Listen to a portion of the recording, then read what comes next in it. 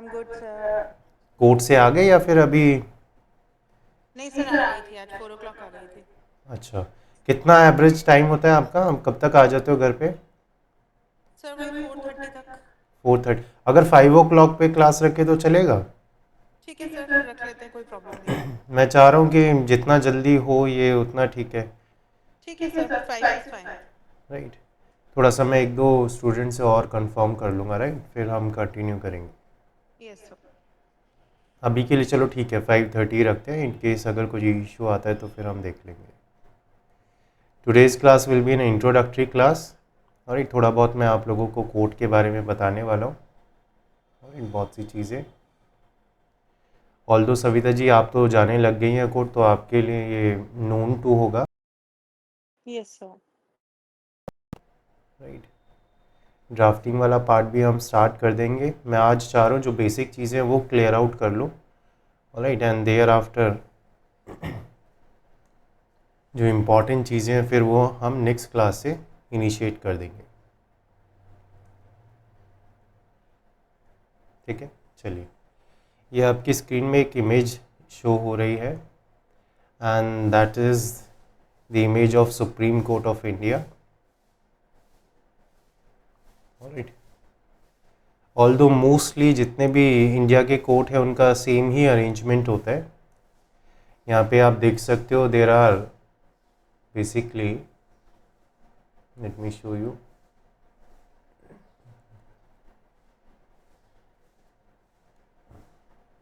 1 2 3 4 5 जजेस का यहाँ पे सीट लगाया गया है। नॉर्मली एक जज होता है, डिस्ट्रिक्ट कोर्ट में जाओगे एक ही जज होगा। Alright, this is a basic sitting arrangement. Alright, one by one हम इनको देखेंगे। डिस्ट्रिक्ट कोर्ट्स में और यहाँ तक कि इवन हाई कोर्ट में मोस्टली एक सिंगल जज का ही रहता है सिटिंग बेंच। एंड कुछ सीवियर मैटर होते हैं, इंपॉर्टेंट मैटर होते हैं, उसमें एक से ज़्यादा बेंचेस अलाउड होती है कि 2 लोग, 5 लोग, 10 लोग, depending upon the gravity of that matter. तो यहाँ पे सुप्रीम कोर्ट है सेंस, तो इसको एज एन एग्जाम्पल आप देख सकते हो। ऑलराइट, इसको कंपेयर कर सकते हो डिस्ट्रिक्ट कोर्ट से और लोअर कोर्ट से। तो यहाँ पे 5 जजेस का सीट लगाया गया। नॉर्मली आपको एक मिलेगा, आप डिस्ट्रिक्ट कोर्ट जाओगे तो आपको एक मिलेगा, राइट। अब जजेस के ही साइड में पर्सन खड़े होते हैं, राइट, वो उनको केसेस शो करते हैं, प्रेजेंट करते हैं। और जैसे कोई केस लगा तो एक पर्सन होगा जो ये फाइलिंग वगैरह रखा है, इसमें से वो फाइंड आउट करेगा और केस का जो फाइल होगा, ओरिजिनल फाइल, वो प्रेजेंट कर देगा जज के सामने कि सर ये रहा आपका file, this is the matter. इस पर्सन को बोला जाता है रीडर। ऑलराइट, ये बैठ नहीं सकता जज के साइड में और ये खड़ा ही रहता है मोस्टली। और डिस्ट्रिक्ट कोर्ट में जाके देखोगे तो ये पहले से ही बंच रेडी करते हैं, पहले ही रेडी करके रखते हैं अपना, कि जैसे ही मैटर लगेगा सीरीज़ में वो फाइलिंग रेडी रखते हैं कि जैसे ही मैटर लगेगा हम प्रेजेंट कर देंगे। जजेस का काम क्या होता है कि फाइल देखेगा, जो भी उनको डिस्कशन करना है, हेयरिंग कंडक्ट करना है वो करेगा, एंड आफ्टर दैट वही फाइल रीडर को पकड़ा देगा। ऑलराइट, कि लीजिए वापस। अब रीडर का रिस्पॉन्सिबिलिटी है उस फाइल का टेक केयर करना। ऑलराइट, सो रीडर का काम था फाइल देना और फाइल लेना को जजेस से। देयर आफ्टर रीडर ये फाइलें after the ending of court ये एलमद कोर्ट के पास ले जाता है। ऑलराइट, एलमद कोर्ट, जो भी आपका डिस्ट्रिक्ट कोर्ट होगा, हर एक कोर्ट का एक नंबर होता है, और जैसे रूम नंबर होता है ऐसे कोर्ट नंबर रहता है। तो हर एक कोर्ट नंबर जो भी मिला होगा उसके साइड में ए लिखा रहता है। जैसे 55 कोर्ट नंबर है तो 55A लिखा होगा, एक और रूम दिया होगा, तो वो जो 55A होगा उसको एलमद कोर्ट बोला जाता है। उसमें जब आप एंट्री करोगे तो बहुत शॉर्ट और नैरो रूम होगा वो। ऑलराइट, एंड काइंड ऑफ लगेगा कि जैसे रद्दियाँ भरी होती है ना, बुक्स वगैरह, पूरा वहाँ पे फाइल ही फाइल मिलेंगी आपको, फाइलें के अलावा कुछ मिलेगा ही नहीं।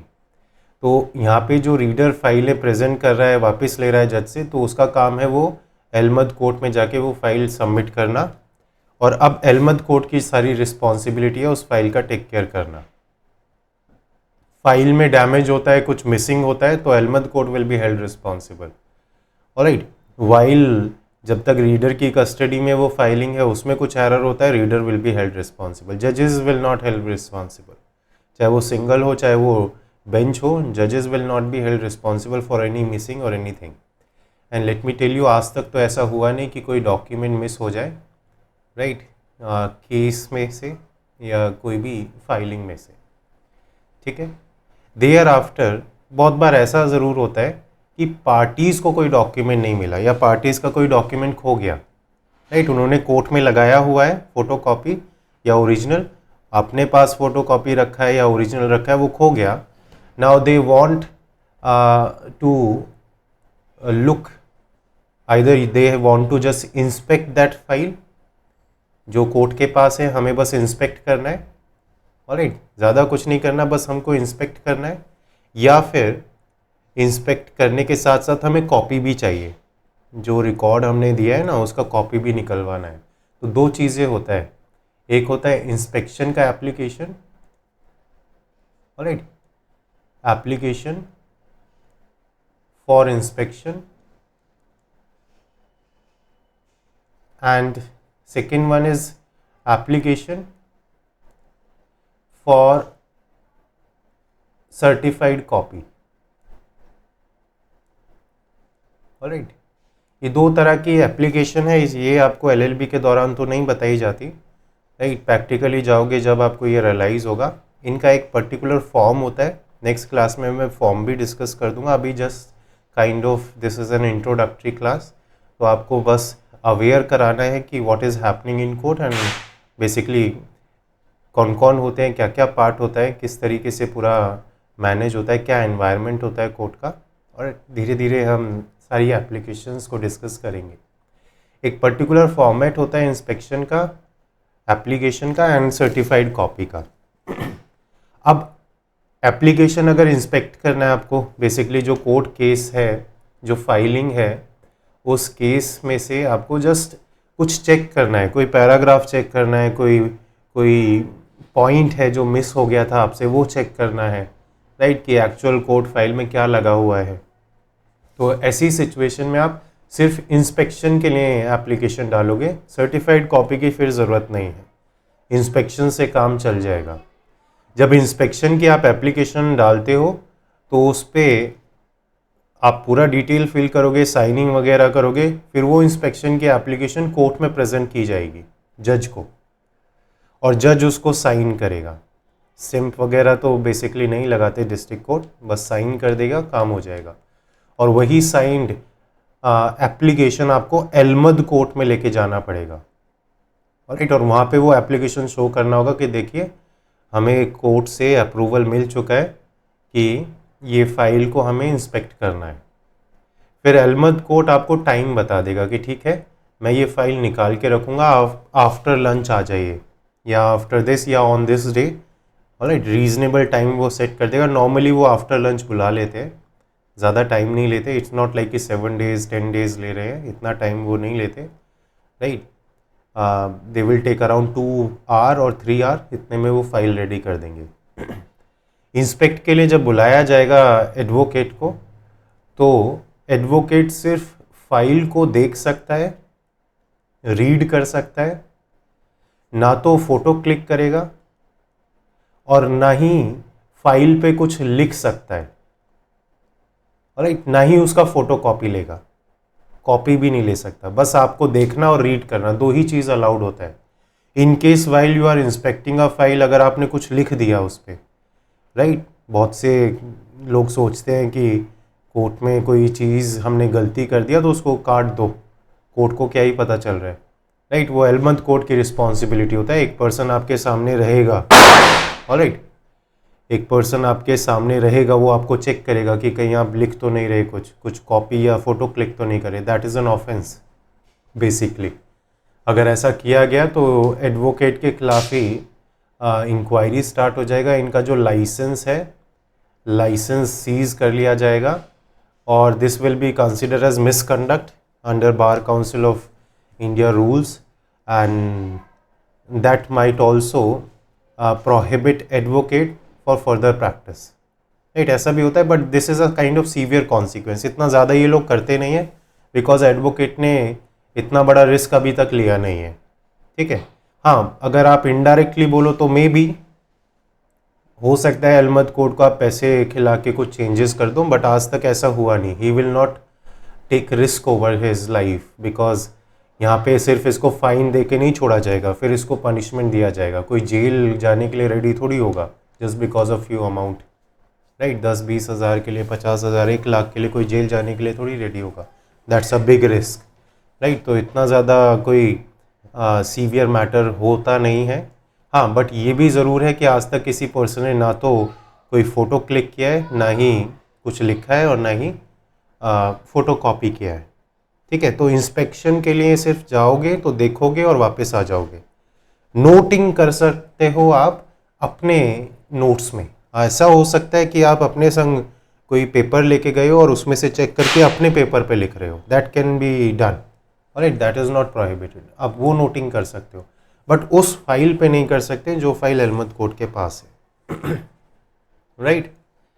देयर आफ्टर अगर आपको कॉपी निकलवाना है बाई चांस, फॉर एग्जांपल ये नॉर्मली होता है कि जो एडवोकेट हैं या जो पार्टीज़ हैं, एडवोकेट या तो पार्टीज़ को बोल देते हैं कि जाइए कोर्ट जब ऑर्डर देगा कॉपी तो वो ले लेना, नहीं ले पाओ तो मुझे बता देना, मैं ले लूँगा, राइट, बीइंग एन एडवोकेट।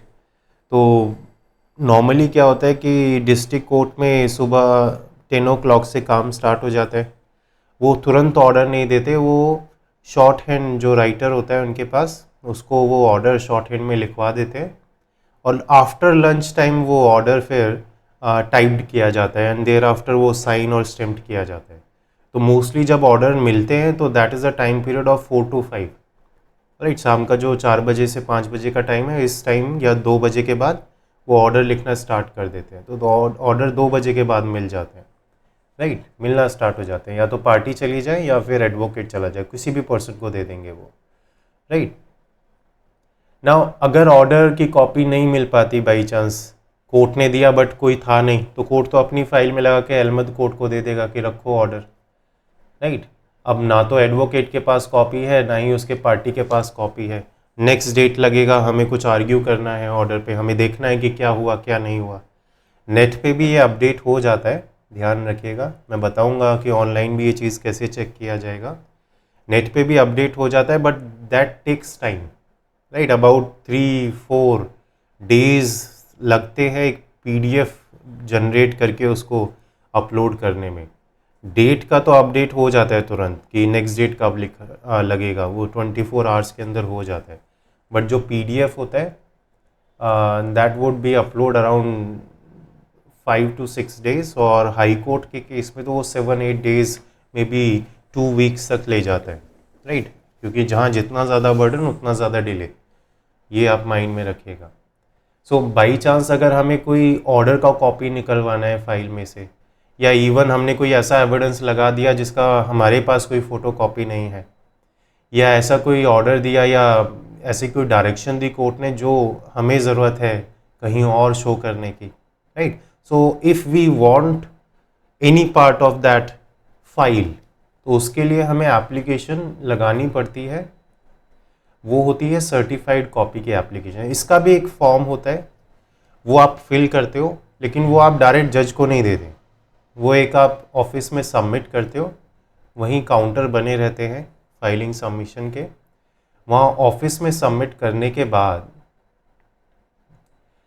आपको ये भी बताना होता है कि कौन सी फाइल है, कौन सा पेज नंबर है, ऑलराइट, और बेसिकली क्या आपकी डिमांड है। क्या आपको ऑर्डर चाहिए, क्या आपको एविडेंस चाहिए, क्या आपको प्लेन का कॉपी चाहिए, राइट। ये सारा चीज़ें आपको बताना होता है कि चाहिए किसका कॉपी। फिर आपको अप्रॉक्सीमेट, क्योंकि एग्जैक्टली तो पता नहीं है आपको, यू नेवर नो। पता होता तो आप एग्जैक्टली लिख सकते हो, नहीं पता तो एट एन एवरेज आप पेज भी लिख सकते हो कि ये कितने पेजेस में होगा, राइट। ये फॉर्म में ही रहता है कि अबाउट 10 पेजेस में ये कवर्ड हो जाएगा, ऑलराइट। एंड उसके साइड बाय साइड आपको पेमेंट भी करना होता है, राइट। 10 पेजेस का बेसिकली क्या होगा कि वो ओरिजिनल कॉपी लिया जाएगा, उसमें से वो पेजेस छाटे जाएंगे, उन पेजेस को फोटोकॉपी कराया जाएगा, उन पेजेस पे जज का साइन, स्टैम्प्ड और सर्टिफाइड कॉपी लिखा जाएगा, अथॉरिटी का लिखा जाएगा। मोस्टली कुछ केसेस में जजेस का साइन लेते हैं, वरना एक अथॉरिटी बनाई हुई होती है सर्टिफाइड कॉपी का, बस स्टैम्प लगा के वो दे देते हैं, स्टैम्प एंड साइन बना होता है, राइट। वो भी बहुत इंपॉर्टेंट एविडेंस होता है, that can be use as a evidence. जो सर्टिफाइड कॉपी होता है वो जेन्युइन माना जाता है, राइट। तो अगर मान लो अप्रॉक्सीमेटली हमें कोई एविडेंस निकालना है जिसका 10 पेजेस है, तो इसके अराउंड फोटो कॉपी की कॉस्ट आप ऐड कर दो, राइट, प्लस उनका जो सर्विस है वो ऐड कर दो, तो अराउंड आप 10 के हिसाब से इसमें 100 रुपी दे सकते हो, राइट। एक काइंड ऑफ एवरेज निकाला जाता है, एग्जैक्टली कोई सेट नहीं है कि कितना अमाउंट हमें देना है, राइट। नॉर्मली जज 500 पकड़ा, एडवोकेट्स 500 पकड़ा देते हैं कि लो आप जब एप्लीकेशन डाल रहे हो काउंटर पे 500 भी दे दोगे, वहाँ लिख देते हैं कि कितना पैसा हमने दिया और कितने पेजेस हमें चाहिए। अब आपको बोल दिया जाता है कि विद इन 7 डेज आ जाइएगा, राइट। नॉर्मली 3-4 डेज में ये काम हो जाता है, ज़्यादा से ज़्यादा 7 डेज, राइट, इससे ज़्यादा नहीं होगा। ये एवरेज है, कहीं ये लिखा नहीं है। जो भी चीज़ें मैं बता रहा हूँ this is a practical law, कोई स्टैट्यूट, कोई सेट डायरेक्शंस कुछ नहीं है इस बेसिस पे। जब जाओगे वो प्रैक्टिस का पार्ट है, right, that is a part of practice. ये कहीं भी 7 डेज में होना चाहिए, 3 डेज में होना चाहिए, कहीं भी ऐसा कुछ है नहीं। बट एन एवरेज जब आप प्रैक्टिस करोगे यू विल रियलाइज कि 2-3 दिन वो दे देंगे आपको कि 2-3 दिन बाद आना, ज़्यादा से ज़्यादा 7 डेज। 7 डेज से आई हैव नेवर सीन कि बहुत ज़्यादा टाइम लिया। हाई कोर्ट एक्सेप्शन है, हाई कोर्ट ज़्यादा टाइम ले सकता है, ठीक है। वो उस केस में तो उनके पास बर्डन है, तो दे टुक अ लॉट ऑफ टाइम। उनका एक डेट भी लगता है तो वो दैट इज़ अराउंड 6 मंथ। यहाँ डिस्ट्रिक्ट कोर्ट में कोई डेट लग रहा है नेक्स्ट वीक, तो कोई डेट लग रहा है अगले महीने, ठीक है। That depends upon case to case, but high court का केस में थोड़ा सा टाइम ज़्यादा लगता है प्रोसीडिंग्स में। तो जब आप आओगे 2-3 डेज बाद उस काउंटर पर और आपको एक रिसिप्ट दे दिया जाएगा ऑब्वियसली, तो वो रिसिप्ट आप शो करोगे कि मैंने इतना अमाउंट दिया था, मैंने ये फाइलिंग के रिगार्डिंग, सर्टिफाइड कॉपी के रिगार्डिंग अप्लाई किया था, राइट। तो वो आपको वही पेजेस देंगे जो आपने कहा था, सर्टिफाइड कॉपी का स्टैम्प लगा होगा उन पेजेस पे, और जितना भी अमाउंट उनका कॉपी प्रिपेयर करने में लगा वो अमाउंट माइनस करके आपको रेस्ट ऑफ द अमाउंट दे देंगे। ऑलराइट, तो ऐसा नहीं है कि अगर आपने गलती से ज़्यादा अमाउंट दे दिया तो वो अपने पास रख लेंगे, पास नहीं रखेंगे। जितना उसका उनका जेन्युइन अमाउंट बनेगा वो जेन्युइन अमाउंट रखेंगे, उसके बाद जो एक्स्ट्रा अमाउंट होगा वो आपको रिटर्न कर दिया जाएगा, ठीक है। तो आपके पास फिर ओरिजिनल कॉपी आ जाएगा और आपका जो पैसे बचे हुए हैं वो भी आ जाएगा, ठीक है। तो ऑल्दो जो भी केस फाइल होता है वो एलमद कोर्ट के डायरेक्शन में, उनके अंडर, उनके अथॉरिटी में होता है। उनसे अगर हमें इंस्पेक्ट करना है, उनसे हमें अगर जांच करना है फाइल का, या तो हम इंस्पेक्ट कर सकते हैं या फिर हम सर्टिफाइड कॉपी डिमांड कर सकते हैं। इंस्पेक्शन के दौरान हम कॉपी नहीं ले सकते, ना ही फ़ोटो क्लिक कर सकते, ना ही लिख सकते उनके ऊपर। सर्टिफाइड कॉपी निकलवा ज़रूर सकते हैं अगर हमें इन सब चीज़ों का यूज़ करना है। सर्टिफाइड कॉपी जेन्युइन एविडेंस माना जाएगा, स्ट्रॉन्ग पीस एविडेंस रहते हैं, उसको डिनाई नहीं किया जाएगा किसी भी प्रोसीडिंग में, वो जेन्युइन माना जाएगा, ठीक है। बताइए, इतना क्लियर है अभी तक? Tell me any question? Savita ji, आपने अप्लाई किया क्या अभी तक सर्टिफाइड कॉपी का या फिर इंस्पेक्शन का? यस सर, सर्टिफाइड कॉपी के लिए अप्लाई किया था। किया था, कुछ अलग इससे मिला या यही है प्रोसीजर? सर यही है प्रोसीजर। कौन से कोर्ट में किया आपने? द्वारका को। Dwarka district court, court. हाँ। द्वारका में ही है ना आपका मेन प्रैक्टिस? नहीं sir, now I am going to 30,000। अच्छा, 30,000 में भी जा रहे हो? हाँ 30,000 में तो काफ़ी नोन एडवोकेट्स हैं, चलो अच्छी बात है। ओके। 30,000 काफ़ी बिजी कोर्ट है, I have seen the environment there very stressful. Yes sir, Dwarka में नहीं है इतना हाँ, ज़्यादा, 30,000 में बहुत किसी ज़्यादा भी है। कोर्ट में नहीं, I am telling you. 30,000 is like something else, you have entered into another place.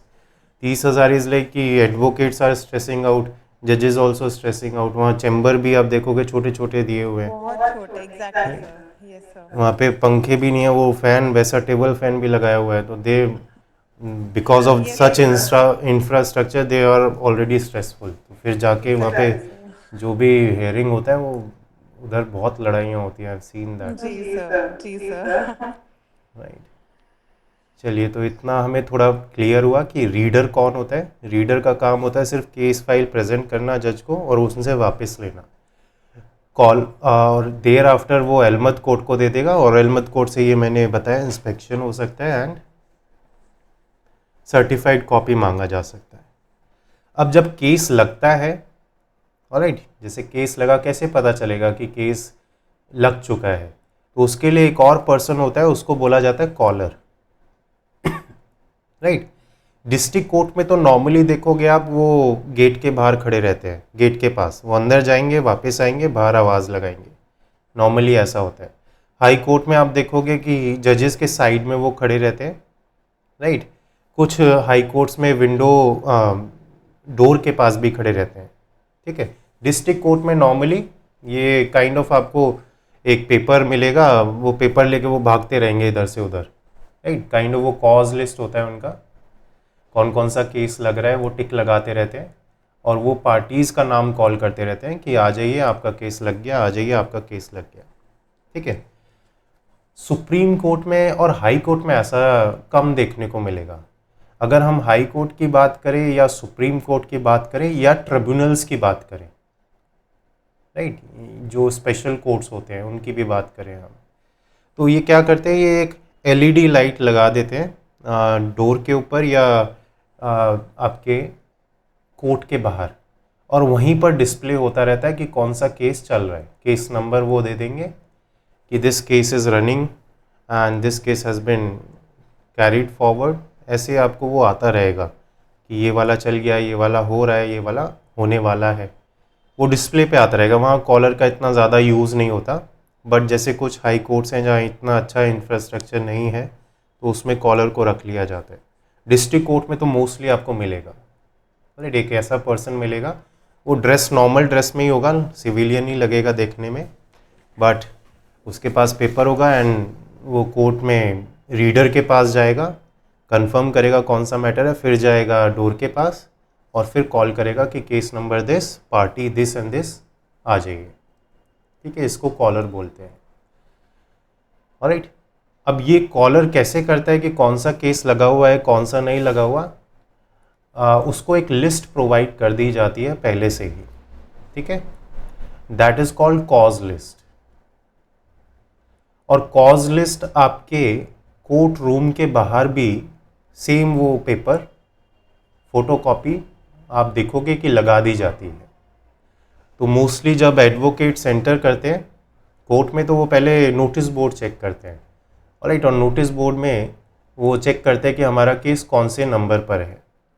ठीक है, कॉज लिस्ट आप खुद भी सर्च कर सकते हो, आप नेट पे भी फाइंड आउट कर सकते हो किसी भी कोर्ट का, राइट, वो 24 आवर्स पहले ही अपडेट कर देते हैं कि कल कौन कौन से केसेस लगेंगे, किस मैटर में लगेंगे।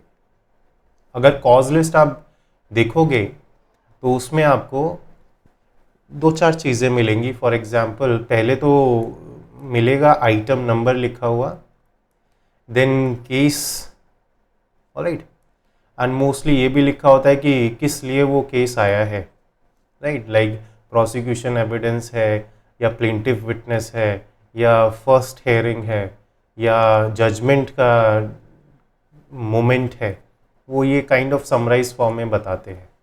सो आइटम नंबर से हम ये डिसाइड कर सकते हैं कि कौन से केस में कितना टाइम लगने वाला है, right. This based totally upon experience.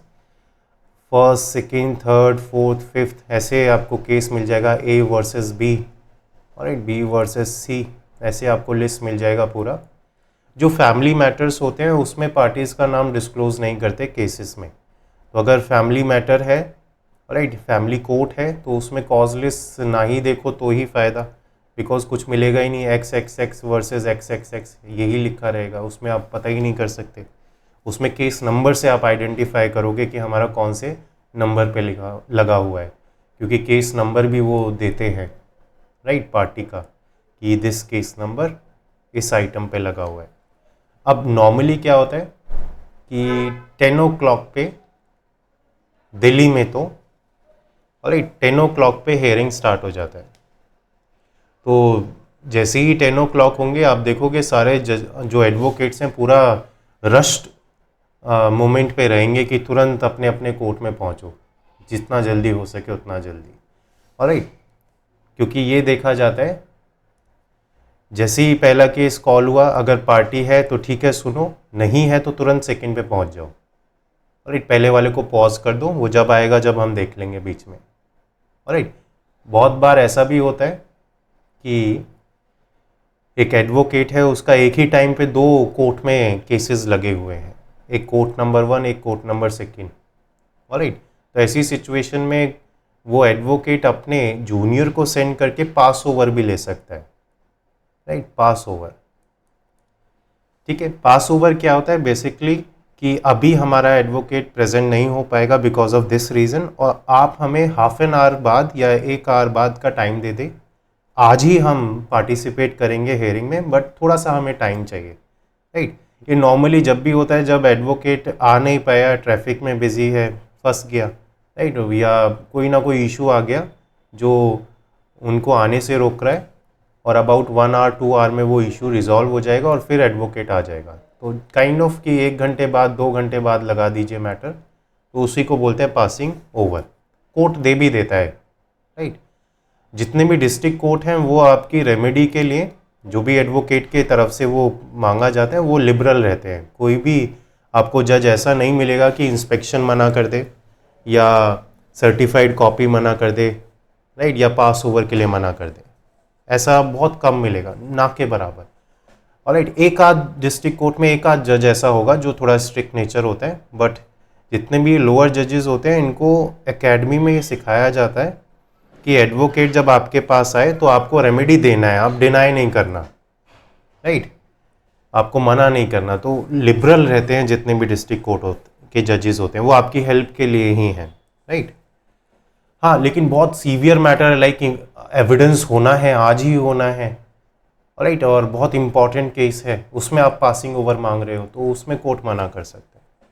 और बहुत इंपॉर्टेंट अगर है, लेट से कोई रेप विक्टिम है जो वहाँ प्रेजेंट है और उनका जितना वहाँ प्रेजेंस होगा वो डेंजरस होगा उनके रेपुटेशन के लिए, राइट, मेंटली फिजिकली, तो वैसे केस में फिर पास ओवर देने से मना कर सकते हैं कि नहीं अभी बुलाइए उनको। राइट, जो डेट लेना होता है एडजॉर्नमेंट का application, adjournment is different. Adjournment के लिए आप नेक्स्ट डेट मांगते हो कि सर आज नहीं आ पाएंगे, नेक्स्ट डेट दे दो। तो एडजॉर्नमेंट कभी भी इस बेसिस पे नहीं दिया जाता कि हमारा एडवोकेट दूसरे कोर्ट में बिजी है, प्लीज़ एडजॉर्नमेंट दे दो। Right, this is a very weak argument to made in court for taking next date.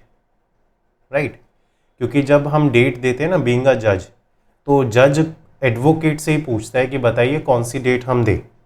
उसमें आप लोग एज अ एडवोकेट पार्टिसिपेट कर सकते हो कि सर नेक्स्ट वीक का अगर डेट लगा रहे हो तो प्लीज़ 15th मत लगाइएगा बिकॉज उस मोमेंट पे मेरा दूसरे कोर्ट में केस है। तो जज उस बात को एक्नॉलेज करेगा, एक्सेप्ट करेगा, वो कभी भी ऐसा नहीं करेगा कि नहीं नहीं हमें 15 पे ही लगाना है। ठीक है, हाँ, ऐसा ज़रूर कर सकता है कि for example you are demanding कि सर अक्टूबर मंथ में दीजिए डेट, वो मना कर सकता है कि नहीं अक्टूबर में नहीं मिलेगा, मिलेगा तो रीसेंट वाला मिलेगा। ऑलराइट, या फिर आप डिमांड कर रहे हो कि सर नेक्स्ट ईयर दे दीजिए जनवरी का डेट, तो वो उसको डिनाई किया जा सकता है। राइट, जैसे कोई डेट दिया कोर्ट ने 15, आप बोल रहे हो सर 15 पे तो मेरा पहले ही केस लगा हुआ है, आप 17 कर दीजिए प्लीज़। ऑलराइट, फिर दूसरा एडवोकेट भी बोल सकता है सर 17 में मेरा भी केस लगा हुआ है, या तो आप इसको 16 कर दो या फिर आप 18 कर दो। तो उस केस में आप उनको जजेस को ये बात बोल सकते हो, यू आर टोटली फ्री। और जज को भी ये बात एक्नॉलेज करना है, क्योंकि क्या होगा, नहीं करेगा तो उस डेट पे एडवोकेट तो प्रेजेंट होगा नहीं, तो अल्टीमेटली आपको फिर एडजॉर्नमेंट ही देना पड़ेगा। राइट, सो आगे का ज़्यादा डिले ना हो, इसीलिए पार्टीज़ जो एडवोकेट हैं उनका सुन के ही डेट लगाया जाता है। वैसे एट एन एवरेज डेट खुद ही देता है कोर्ट, बट अगर आपका डेट क्लैश हो रहा है किसी और कोर्ट से तो आप उनको नोटिफाई कर सकते हो। इसीलिए एडवोकेट्स क्या करते हैं, अपने पास एक डायरी रखते हैं, छोटी डायरी, और आप देखोगे एक शॉर्ट डायरी रहता है, उसमें डेट्स ही लिखी रहती हैं कि इस डेट पे ये मैटर है, इस डेट पे ये मैटर है, पूरा लिखा रहता है डिटेल। राइट, सबका अपना स्टाइल होता है डायरी मेंटेन करने का, कुछ एक ही सीरीज़ में लिखते हैं, कुछ हर डेट पे वो डाल देते हैं केस, राइट, कि दिस डेट बिलोंग्स इस केस में जाना है इस डेट पे, वो अलग से भी मेंटेन करके रखते हैं। Right, this depends upon you, जो भी इजी रहे, जैसा भी मेथड आपको ठीक लगे उस वाले मेथड में आप लिख सकते हो। तो ये डायरीज देखोगे ना, पहले मंथ रहेगा, right, first day, second day, third day, ऐसे पूरा डायरी रहता है, पूरा डेटेड रहता है डायरी। तो उसमें आप पर्टिकुलर डेट पे भी जाके केस लिख सकते हो या एक सीरीज़ में भी आप लिख सकते हो, that depends upon you. But ये आपको मिलेगा हर एक एडवोकेट के पास, ऑलराइट। तो उनको पता रहता है कि हाँ इस डेट पे मेरे 3 केस लगे हैं, नेक्स्ट डेट कर दीजिए, ऑलराइट। सो कॉज लिस्ट में आप ये देखोगे कि कौन से नंबर पे केस लगा हुआ है। कॉज लिस्ट नोटिस बोर्ड पे भी होगा कोर्ट के सामने, और कॉज लिस्ट नेट से भी आप पता कर सकते हो। कॉज लिस्ट जब लग जाता है 10 o'clock से हेयरिंग स्टार्ट होगा, ऑलराइट, और 10 o'clock के बाद कोई फिक्स टाइम रहता नहीं है कौन सा केस कब लग जाए। पार्टी अगर फर्स्ट नहीं आई तुरंत सेकंड वाली को सुनेगा कोर्ट, सेकंड वाली को सुनने के बाद थर्ड वाली को सुनेगा, तो ऐसे कंटिन्यू रहता है। बीच में अगर पार्टी फर्स्ट आ जाए तो उनको सुन लेगा या उनको वेट करने के लिए बोल देगा, राइट, एज अ पनिशमेंट कि नहीं आप डिले हो, लंच के बाद सुनेंगे।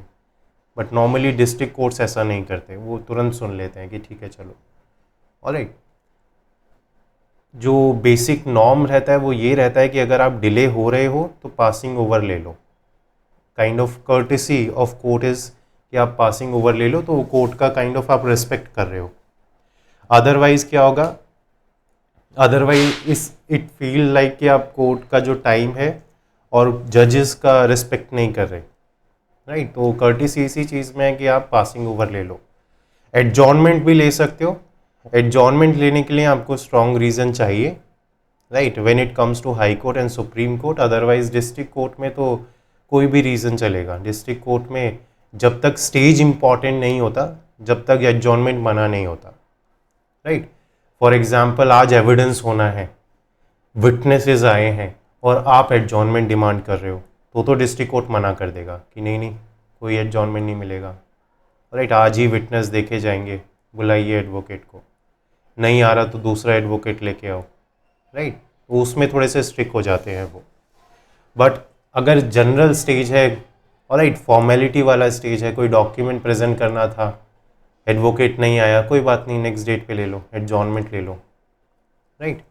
तो कुछ जजेस आपको मिल जाएंगे जो बहुत स्ट्रॉन्ग हैं एडजॉर्नमेंट के फेवर में, कुछ अगेंस्ट हैं, कुछ ये भी नहीं पूछते रीज़न क्या है, एडजॉर्नमेंट चाहिए, ठीक है ले लो, नेक्स्ट डेट लगा लेते हैं। और कुछ ऐसे भी जजेस होते हैं कि एक एक एडजॉर्नमेंट पूरा सोच समझ के देते हैं, नॉर्मली नहीं देते, right. So as I told you कि कॉज लिस्ट हुआ, नंबर वाइज आपको पूरा मिल जाएगा। तो जो एडवोकेट्स होते हैं उनको एक्सपीरियंस हो जाता है कि हाँ 10 केसेस में लगभग 1 घंटा तो लगेगा, ऑलराइट, और बाकी के जो 10 केसेस है उसमें सेकेंड आवर भी जाएगा। तो this depends upon the speed of the court and also the experience of advocate, right. तो नॉर्मली देखोगे ना आप, अगर टॉप 10 केसेस हैं तो सब रश करते हैं। अगर किसी का 20 के बाद लगा हुआ है 30 तक, कॉज लिस्ट आइटम नंबर 20 से 30 तक दिया हुआ है, तो आराम से जाएंगे। जिनका 50 है वो 1-2 घंटे बाद जाएंगे, राइट, वो बिल्कुल रेस्ट पोजीशन में रहते हैं, ऑलराइट। सो ये कॉज लिस्ट का बात हो गया। ये मैं सारा चीज़ें आपको शो भी करूँगा ओरिजिनल, राइट। अभी के लिए तो काइंड ऑफ इंट्रोडक्टरी है, तो इसीलिए मैं आपको जनरल बातें बता रहा हूँ, ऑलराइट। सो हमने रीडर के बारे में जाना, एलमद कोड के बारे में जाना और कॉलर के बारे में जाना, right. Now let us come to the party, alright. हमें ये पता होता है कि हाँ सिविल मैटर में प्लेंटिव डिफेंडेंट होते हैं, ये भी पता होता है क्रिमिनल मैटर में प्रोसिक्यूशन एंड स्टेट होता है, right. But in court when you are presenting the matter, it also depends कि आप कहाँ खड़े हो, right? Either you are standing at the left hand side और at the right hand side. अगर हम जजेस को देख रहे हैं, राइट, उस दौरान लेफ्ट हैंड साइड पे जो पार्टी होगा वो एक पर्टिकुलर आइडेंटिटी शो करेगा, राइट हैंड साइड पे एक पर्टिकुलर आइडेंटिटी शो करेगा. जजेस के नज़रिए से देखा जाए तो उनके नज़रिए से वो ट्विस्ट हो जाते हैं, राइट? हम एज अ ऑडियंस ये देख रहे हैं, ठीक है? तो इसमें पार्टी वहीं खड़ी होगी जहां उसकी आइडेंटिटी होगी, ठीक है? सविता जी आप बताइए ज़रा, प्लेंटिफ या प्रोसिक्यूशन किस साइड खड़े होने चाहिए? Sir left side. As an audience prospective left hand side पे प्लेंटिफ खड़ा होगा या फिर प्रोसिक्यूशन की पार्टी होगी. राइट हैंड साइड पे होगा एक्यूज या डिफेंडेंट. ये नोट कर लो, राइट? अगर जज देख रहा है तो जज के लिए राइट हैंड साइड पे प्लेंटिफ और प्रोसिक्यूशन हो गया, लेफ्ट हैंड साइड पे डिफेंडेंट हो गया, राइट?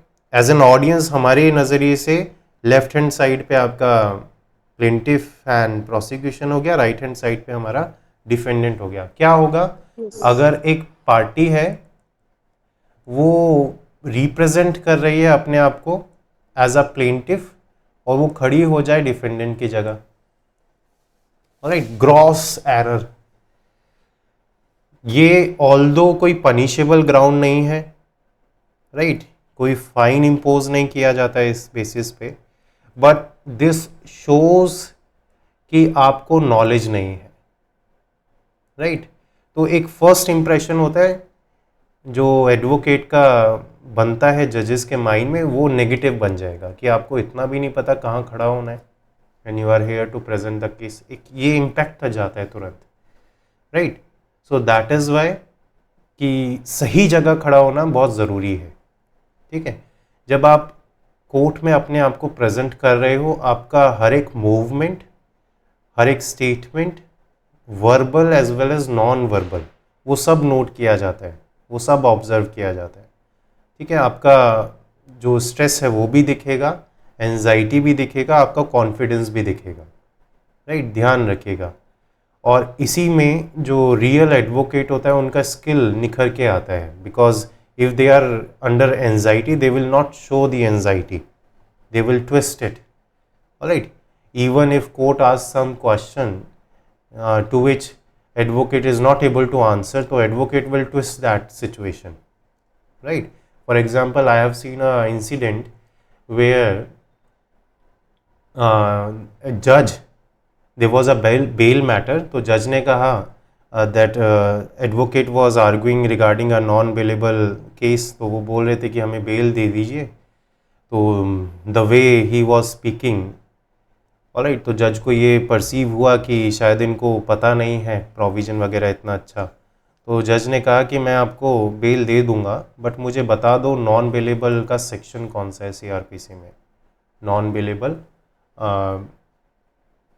केस में बेल कैसे लिया जाए, इसका प्रोविज़न बता दो. सेक्शन जैसे ही बताओगे मैं तुरंत साइन कर दूंगा, राइट? मैं बेल दे दूंगा आपको. तो he was trying to create an image of that advocate that he is not aware about what he is speaking, right? तो वो पूरा मतलब वो उनके एक्चुअल में ये पॉइंट नहीं था कि आप सेक्शन बताओ और बेल ले लो.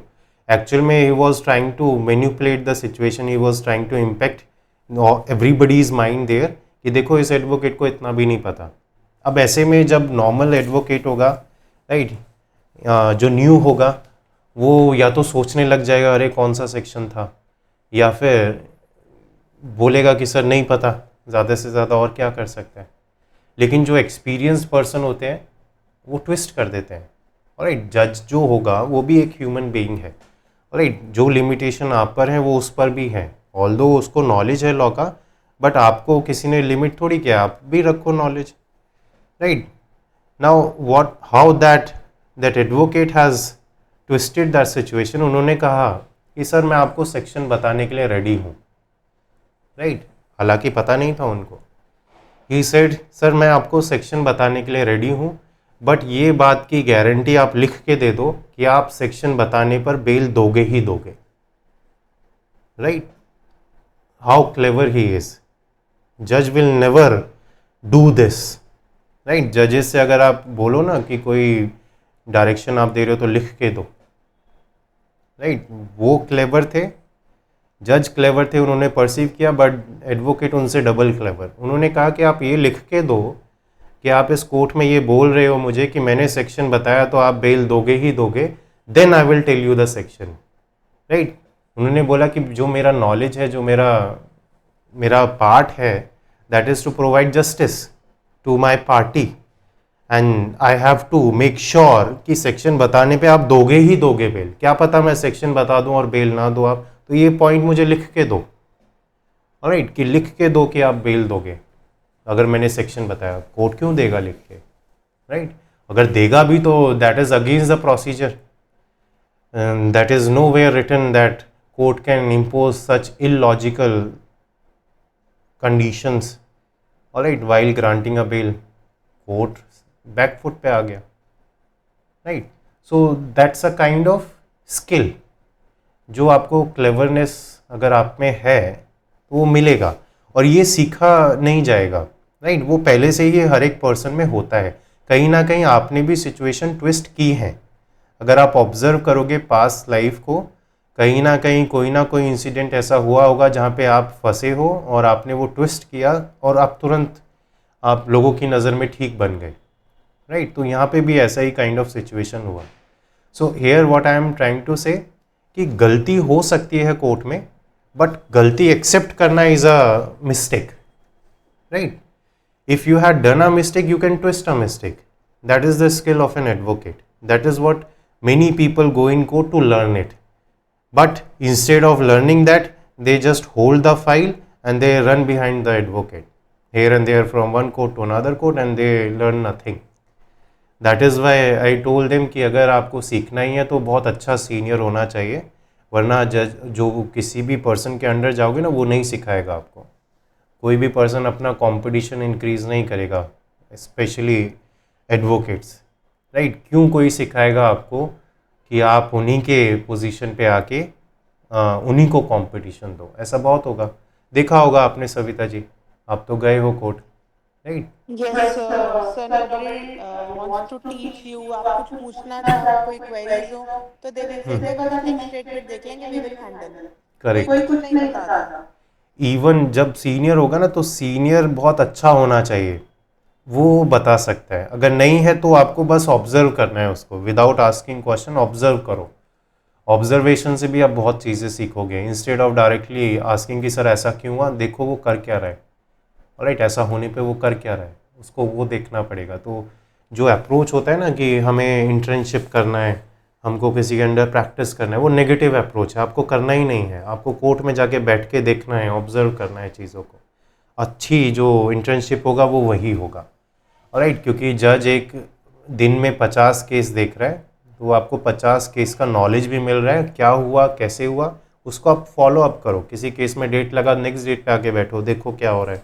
That is a kind of good thing that you can do, alright. And yes, as an audience any one can go in court and any one can observe the case, right. क्योंकि जो court होता है वो open court बोला जाता है उसको, open for the public. कोई भी आ सकता है, सुन सकता है क्या चल रहा है किस केस में। कुछ केसेस सेंसिटिव होते हैं, लाइक वुमेन रिलेटेड केस और फैमिली मैटर्स, डाइवोर्स रिलेटेड और मेंटेनेंस रिलेटेड। उन केसेस में to some extent POCSO related हो गया, चाइल्ड रिलेटेड मैटर्स, वो केसेस क्लोज कोर्ट में किए जाते हैं, उसमें ऑडियंस अलाउ नहीं होती, राइट। बट जनरल मैटर्स हो गए, उसमें ऑडियंस अलाउ होती है, ऑलराइट। बट जब आप ऑब्जर्व करो तो ये भी ध्यान रखना कि ज़्यादा सीरियस मैटर में ना इन्वॉल्व हो जाओ, क्योंकि मोस्टली ऐसा देखा भी गया है डिस्ट्रिक्ट कोर्ट्स में गोलियां भी चल जाती हैं when it comes to a severe matter, right. अभी रोहिणी कोर्ट में भी सुना था मैंने, करकटडुमा में भी हुआ है, राइट। इवन कोर्ट रूम में एज एन एडवोकेट बन के लोग आए और विटनेस को गोली मार दिया, एक्यूज को गोली मार दिया। इन रिटर्न बैकफायर भी हुआ पुलिस ऑफिसर्स की तरफ से। तो वो लोगों का भी डेथ हो गया जो जो वहाँ पे आए थे वो इंसिडेंट करने। तो ऑल्दो दोनों तरफ से चीज़ें हुई, एंड इट गॉट सीवियर। तो काइंड ऑफ जो इन्वायरमेंट होता है कोर्ट का वो इतना ज़्यादा सेफ भी नहीं होता जितना हमें लगता है, right. But for the safety reasons ये आप हमेशा ऑब्जर्व करोगे कि कोर्ट रूम में left hand side from the prospective of जज राइट हैंड साइड यहाँ पे जो होता है place here, right, this side, इस प्लेस पे मोस्टली आपको पुलिस वाले मिल जाएंगे, राइट। ये प्लेस बनाया जाता है पुलिस ऑफिसर्स के लिए, वहाँ पे सिक्योरिटी के लिए वेपन्स के साथ पुलिस ऑफिसर रहते हैं। इन केस ज़रा सा भी ब्रेकआउट हुआ वो एक्शन लेते हैं, राइट। बट थोड़ा समझने में टाइम लगता है, 1-2 सेकेंड का टाइम लगता है कि हो क्या रहा है, then they start firing, right. तो आई विल रिकमेंड कि अगर जाओगे ऑब्जर्व करोगे तो माइनर केसेस ही देखना स्टार्टिंग में, ज़्यादा सीरियस मैटर में मर्डर के केस में चले गए, पता चला गोलियां चल गई, राइट। कुछ जजेस ये क्वेश्चन भी पूछ सकते हैं आपसे कि आप बैठे क्यों हो, right, are you the advocate. तो उनको आंसर करना है no sir I am here for learning purpose, right. जो सीरियस मैटर है उसमें आप नहीं जा सकते। जी Savita ji. Sir the same happened to me, I have been to a criminal court. Hmm और वो यही था मुझे कि मेरा फैमिली कोर्ट और सिविल कोर्ट में जाना होता था, क्रिमिनल में मैं गई नहीं। आई वाज सिटिंग देयर एंड उन्होंने जज ने देखा 2 मिनट बाद एंड ही सेड मैम आप क्यों बैठे हो यहाँ, हाँ जबकि सर मैंने कोट पहना हुआ था, कॉलर लगाया हुआ था, प्रॉपर राइट बैठी हुई थी। देन अब मैं एकदम से बोलती कि मैं ऐसे ही बैठी हूँ, तो देन आई सेड कि सर मुझे मेरे सीनियर ने भेजा है। हम्म तो ही सेड किस मैटर में, मैंने कहा hmm sir I don't know actually, he said just wait there I am coming. तो राइट। बस वहां बैठ गई, अदरवाइज ही सेड कि अदरवाइज यू कैन गो।